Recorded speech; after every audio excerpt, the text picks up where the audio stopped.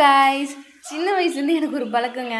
எது ஆசைப்பட்டாலும் அதை அடம்பிடிச்சி வாங்கி தீருவேன். அது மாதிரி நான் 3 மாதமாக எங்கள் வீட்டுக்காரர்கிட்ட நான் திருச்செந்தூர் போகணும் அப்படின்னு சொல்லிட்டு கேட்டுகிட்டே இருந்தேன்.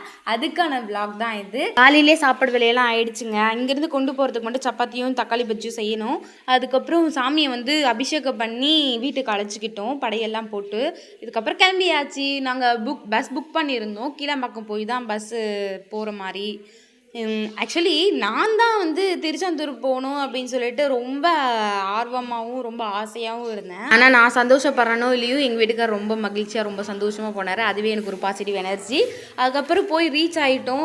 பஸ்ஸுக்காக வெயிட் பண்ணிட்டு இருந்தோம். முன்னாடியே போயிட்டோம். ஈவினிங் 5 o'clock ஏறணும். அங்கே ரீச் ஆனது பார்த்திங்கன்னா மார்னிங் 8 o'clock. 10 o'clock சொல்லியிருந்தாங்க. 8 o'clock இறங்கிட்டோம். அதுக்கப்புறம் கடல் நீரில் மூழ்கிட்டு ஜாலியாக ஆக்சுவலி அதில் பார்த்திங்கன்னா எங்கள் வீட்டுக்காரர் என்னை ரொம்ப ஃபோர்ஸ் பண்ணி முழுங்க விட்டுருப்பார்.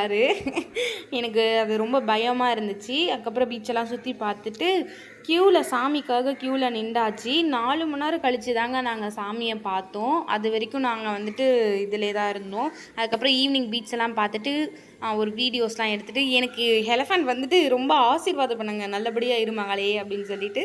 அதுக்கப்புறம் வீடியோஸ் நான் சும்மா விழுவேன், சும்மா அந்த வீடியோ இந்த வீடியோ அப்படின்னு சொல்லிட்டு எடுத்தாச்சு. நைட் அங்கே ஸ்டே பண்ணிவிட்டு கிளம்பிட்டோங்க மார்னிங்.